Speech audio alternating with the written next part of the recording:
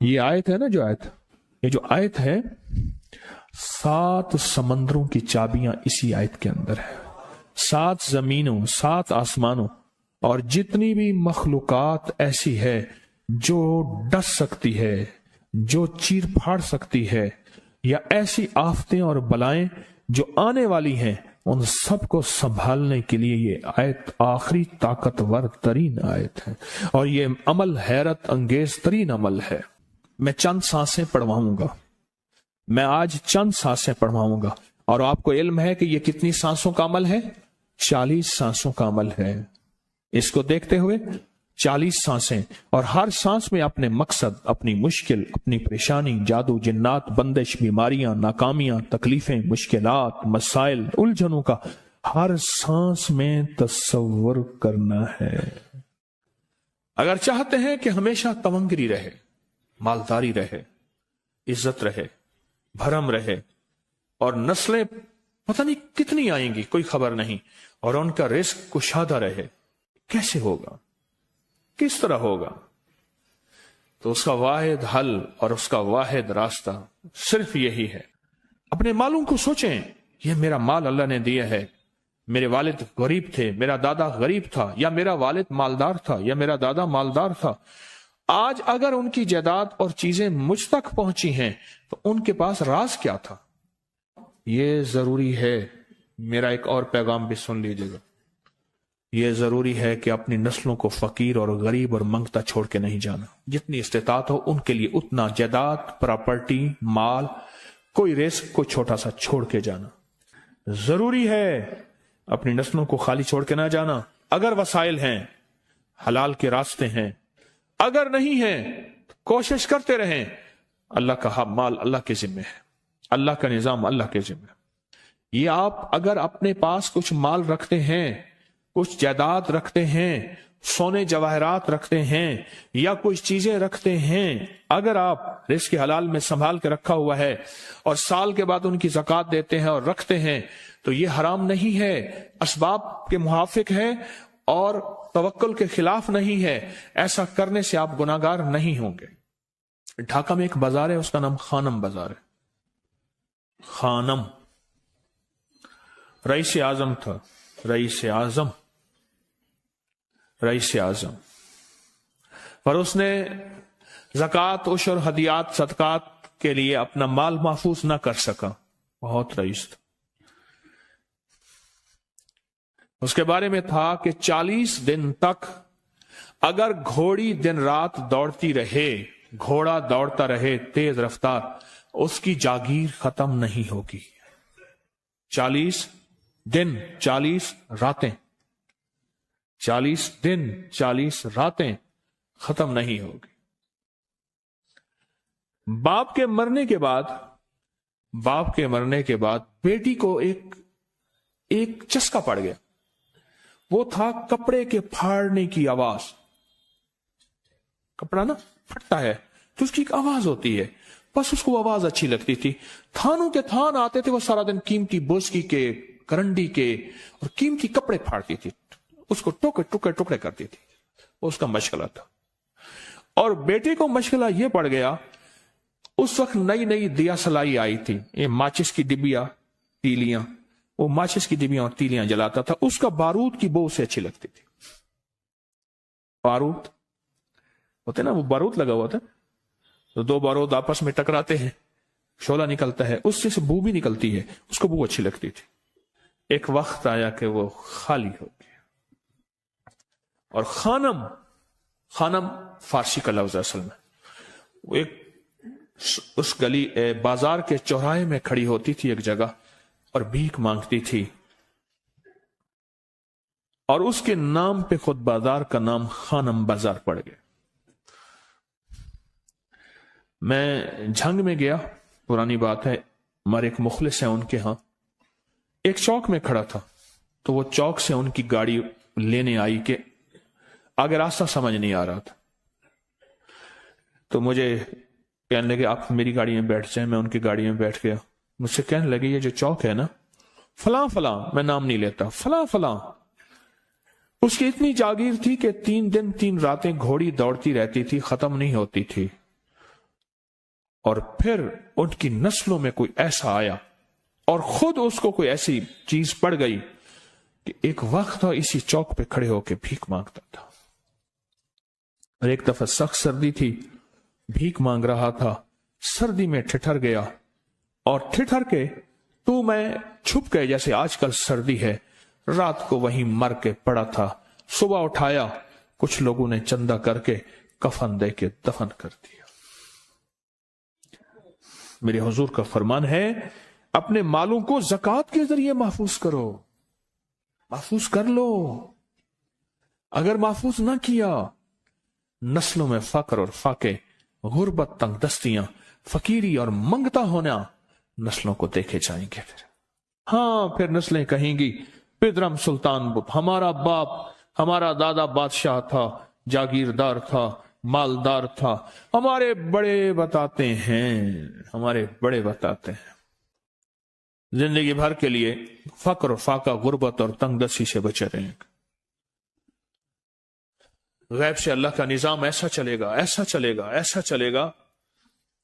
اللہ سارے بھوکے ہوں گے، سارے پیاسے ہوں گے، سارے فقیر ہوں گے، سارے منگتے ہوں گے. اللہ تجھے کھلائے گا بھی صحیح، پلائے گا بھی صحیح، سلائے گا بھی صحیح. عزت کے تکیے، عزت کے لقمے، عزت کے جام، عزت کے جام. مالک بن دینار رحمت اللہ علیہ کے پاس ایک بندہ ہدیہ لے کے آیا. اللہ کے ولی تھے. حضرت ہدیہ قبول فرمائے. آپ قبول فرما لیتے تھے، کسی کا نہیں کرتے تھے. میں نہیں لیتا، تیرا رزق حلال نہیں ہے. دیکھ کے فرما دی، تیرا رزق حلال نہیں. دیکھ کے فرمایا تیرا رزق حلال نہیں. انہیں حضور حلال ہے، فرمایا نہیں ہے. تو اچھا فرمایا ایسا کر، یہ رزق لے جا جو مجھے ہدیہ دیتا ہے. تجھے سب سے زیادہ جو مستحق ضرورت مند ملے اس کو دے. دینے کے بعد پھر اس کا پیچھا کر. تو ان پیسوں سے کرتا کیا ہے؟ اب مرشد کا حکم تھا، فرمان تھا، کیا. دیکھا تو ایک لولا، لنگڑا، اپاہج، معذور، اندھا، کانا، کپڑے خستہ حال، بالکل بے بس، اور بھیک مانگ رہا ہے. اس کا دل نرم ہوا اور کہا کہ اس سے بڑا ضرورت مند پھر کوئی نہیں ہے. اس کو جا کے مال دیا، پیچھا کیا. چلتے چلتے چلتے اس نے جا کے آگے گیا تو نہ وہ لولا تھا، نہ وہ لنگڑا تھا، نہ وہ کندھا تھا، کانا تھا، نہ وہ اندھا تھا، کچھ بھی نہیں تھا. بالکل ٹھیک ٹھاک ہو گیا اور یہ حیرت سے دیکھ رہا ہے. کرتے کرتے جا کے اس نے ان پیسوں سے حرام کام کیا. خاموشی سے آ گئے، آپ کا فرمان ٹھیک ہے، میں اب یہ میرے پیسے لے، یہ جا کے کسی ایسے بندے کو دے جو تجھے سب سے زیادہ مالدار نظر آتا ہو، خوشحال نظر آتا ہو، بہترین نظر آتا ہو. اب پیسے لے لیے. اب دیکھا تو ایک صاحب ہیں، بڑے قیمتی گھوڑے پہ، لاجواب پوشاک ہے اور بہت اچھی حالت ہے ان کی، بہت اچھی حالت. سوچا کہ حضرت نے فرمایا تھا کہ سب سے زیادہ خوشحال کو دینا. اس کو جا کے پیسے دیے، اس نے لے لیے. اب اس کا پیچھا کیا. وہ ایسی دکان پہ گیا جہاں سے راشن لیا جاتا ہے. اس نے تھوڑا تھوڑا راشن لیا. حیران ہو گئے، اتنا مالدار آدمی ہے، ایسے راشن لے رہا ہے جیسے کوئی بندہ روز کی آئے روز کی کھائے، اتنا ضرورت مند. اس کا پیچھا کیا. ایک پرانی حویلی تھی، ایک پرانا محل نما ایک گھر تھا، ٹوٹا پھوٹا. اس کا جا کے دروازہ کھٹکھٹایا. ابھی اندر جانے ہی لگا تھا تو اس نے لگام پکڑ لی. اس نے دیکھا تو ہے تو وہی جس نے آج میری مدد کی ہے. کہا تجھے اللہ کا واسطہ ہے، اب مجھے اپنے حالات بتا دے. تو کہنے لگا تو نے جس کا واسطہ دیا ہے اور پھر تو نے میری آج مدد کی ہے، میں نے آج تک اپنے حالات کسی کو نہیں بتایا. میں رئیس اعظم تھا. تلک الایام نداولها بین الناس. اللہ کی طرف سے آزمائش آ گئی اور فقر، فاقہ، غربت، تنگ دستی ختم، ہر چیز ختم ہو گئی.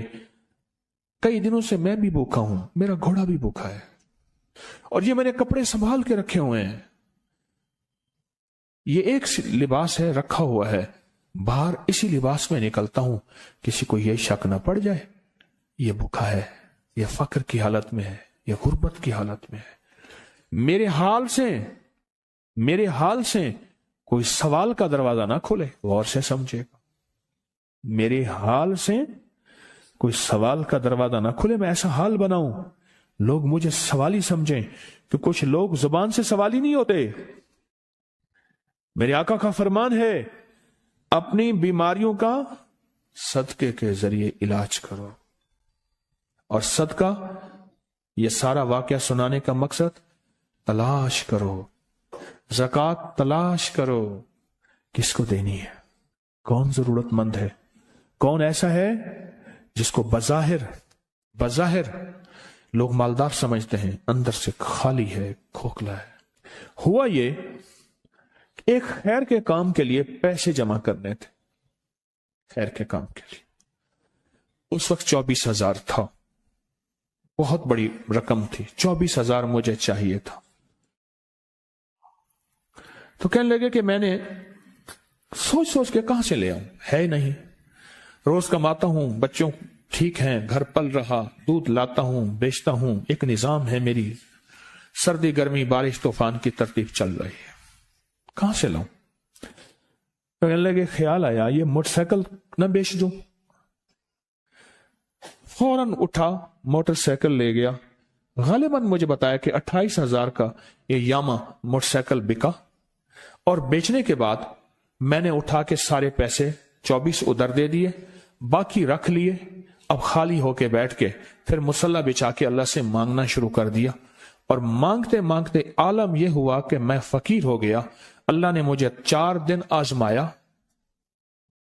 उसने अल्फाज जो इस्तेमाल किए ना, पंजाबी का लफ्ज, वो अल्लाह ने ना 4 दिन मनु दब के रखे।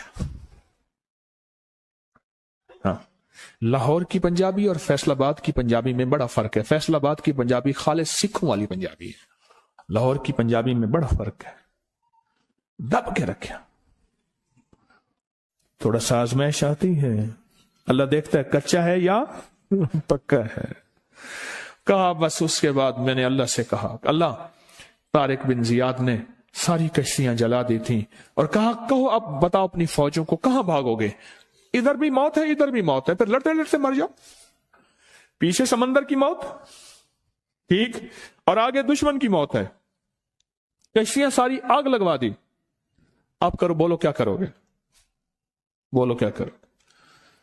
अल्लाह ने सारा निजाम फतह दे दी, कामयाबी दे दी, और कहा फिर अल्लाह ने मेरे लिए जो दरवाजे रिस्क के खोले हैं, अब मुझे कोई भी चीज जरूरत होती है, मैं घर की चीज बेच देता हूं, और बेच के अल्लाह के खजानों में देता हूं बगैर सवाल के। उसके अल्फाज हैं, क्या अल्फाज है, बगैर सवाल के अल्लाह मुझ पे रिस्क के दरवाजे खोल देता है, अल्लाह मेरी जरूरतें पूरी कर देता है, अल्लाह ने मुझे खुशहाली दी है। और मुझे कहने लगे सारे गुर मुझे हाजी साहब ने बताए थे, अल्लाह से लेने के सारे गुर ये मुझे हाजी साहब ने बताए थे। तो आपको एक लफ्ज कह रहा हूं, जिसको भी देखेंगे कि उसकी नस्ल दर नस्ल, दसर दर नस्ल रिस्क के दरवाजे हैं, तो वो खुलेंगे सिर्फ देने के नाम पे, सवाल के दरवाजे खोलने के नाम पे, सवाल के दरवाजे खोलने के नाम पे कभी नहीं खुलेंगे, वरना रिस्क आजकल के मॉडर्न जुए में चला जाएगा। आजकल के मॉडर्न जुए आए हुए हैं। अपने रिस्क को मेरे आका का फरमान है, और बीमारियों का इलाज सदकों से करें। और सदके से मुराद सिर्फ बकरा नहीं, सदके से मुराद सिर्फ सिरिया नहीं, सदके से मुराद काले मूंग नहीं, सदके से मुराद तेल सुइयां नहीं, सदके से मुराद, ये मैं मुख्तलिफ आपको तक अंदाज बता रहा हूं। यहां LOS है लाहौर के साथ, ये पहले नहीं बना था, नाला था, नाले के इधर एक समनाबाद की तरफ सड़क जा रही है, पुरानी बात है। वहां कुछ बंदे ने किताबें लगाई हुई थी, बंदे ने किताबें लगाई हुई थी। मैं किताबें देख के तो आ गया, मेरे दिल में आया कि जरूरतमंद है, ہمارے ایک مخلص ہیں ہمارے دوست فیصل شمسی، میں نے ان کو بڑا نوٹ دیے، میں نے کہا جا کے نا اس کو کس طرح رکھ کے پھر چلا جاتا ہوں، کیونکہ مجھے لگتا ہے وہ خوددار آدمی نہیں لے گا، اور انہوں نے ایسا کیا۔ سوچیں کہ میرے مال اللہ نے دی ہے، کیا میں اپنے مال کا صدقہ اگر نکال رہا ہوں تو وہ دے کہاں رہا ہوں؟ ضرورت مند کیا میں تلاش کر رہا ہوں؟ اور میں ضرورت مندوں میں سب سے پہلے وَبِذِي الْقُرْبَى وَالْيَتَامَى وَالْمَسَاكِينَ وَابْنِ السَّبِيلِ، مسافر پردیسی چوتھے، پھر مسکین ہے، پردیسی ہے، مسافر ہے، یتیم ہے، ضرورت ہے اس چیز کی، اس کی ضرورت ہے۔ کیونکہ یہاں جتنے مانگنے والے ہیں ان کے بارے میں صرف ایک لفظ کہوں گا، یہ لفظ آپ پکا رکھ لیں، یہ سب خواہشات کے مانگنے والے ہیں، ضروریات والے نہیں ہیں، خواہشات۔ اتنا بڑا بنگلہ، اتنی بڑی سواری، فلاں برانڈ کا موبائل، فلاں چیز فلاں چیز فلاں چیز، یہ خواہشات کی کوئی حد نہیں ہے، یہ لفظ بھی ذہن نشین رکھیے گا، میرے ساتھ بولیں، خواہشات کی، ضروریات کی حد ہے، خواہشات کی حد نہیں ہے۔ عاجزانہ دعاؤں کے ذریعے اگر اپنی مصیبتیں، اپنی بلائیں، اپنی پریشانیاں اور اپنی تکلیفیں ٹلوانا چاہتے ہیں تو اس کے پیچھے ہمارے ساتھ کون سی دعائیں ہوں؟ عاجزانہ دعائیں، عاجزانہ دعائیں۔ اور میں امام زین العابدین جب دعائیں مانگتے تھے اور ان کی دعاؤں کے اندر جو درد ہوتا تھا اور غم ہوتا تھا، اور ان کی دعاؤں کے اندر جو بلبلانا اور بلبلانا اور کرب اور تکلیف ہوتی تھی، فرمایا ہنستے اپنی ہنسیاں بھول جاتے تھے، سونے والے سونا ترک کر دیتے تھے، اونگنے والے اونگنا چھوڑ دیتے تھے، اور وہ بھی ان کے ساتھ رونے لگ جاتے تھے۔ ان کا رونا ہی اتنا تھا، وہ ہنسیاں تو بخشی بخشوائی تھی، اور ان کا نام زین العابدین، نام تو ان کا علی ہے، زین العابدین پڑا اس لیے عبادت کرتے کرتے کرتے وہ عبادت گاروں کے امام بن گئے۔ یہ تسبیح خانہ جو آپ کو راستے دے رہا ہے، تسبیح خانہ جو منزلیں دے رہا ہے، یہ راستہ، یہ منزل ساری کے ساری اس لیے ہے کہ اس منزل اور راستے کے پیچھے دعاؤں کی طاقت ہے، دعاؤں کی طاقت ہے۔ ان دعاؤں اور اعمال کو اپنے ساتھ ایسے سینے سے لگا لیں۔ ان دعاؤں اور اعمال کے اندر حیرت انگیز دنیا ہے۔ جب سے تسبیح خانے کے ساتھ نسبت ہے، دعاؤں کی کیا کیا طاقتیں دیکھی، دعاؤں کی کیا کیا تاثیر دیکھی، سنوں گا نہیں، بس صرف دل میں سوچیں، میرے سوالوں کا جواب دل میں دیں۔ دعاؤں کو کیسے آزمایا، خود ہی تو کہتے ہیں فلاں وظیفہ پڑھا یہ ہوگا، فلاں عمل کی، یہ دعائیں تو ہیں، ساری کیا ہیں؟ ساری میری حدیثیں، میرے آقا کا فرمان دعائیں، سارا قرآن دعائیں، ساری تسبیحاں دعائیں، اور سارے دل سے گڑ گڑانے والے لفظ وہ جسی زبان میں بھی ہوں، جس کلام میں بھی ہوں، وہ سب دعائیں ہیں۔ اللہ کو یہ مانگنا پسند ہے۔ اللہ کہتا ہے پھر وہ مصیبتیں جو کھجور کے درختوں سے نیچے آ چکی ہوتی ہیں، میں ان کھجوروں کو بھی، ان درختوں کو بھی، ان مصیبتوں کو بھی ٹال دیتا ہوں، اور وہ مصیبتیں جو تیری آنکھیں نے دیکھ چکی ہیں ان کو بھی ٹال دیتا ہوں، اور وہ بلائیں آفات جو زندگی میں تیرے سامنے ہیں ان کو بھی ٹال دیتا ہوں۔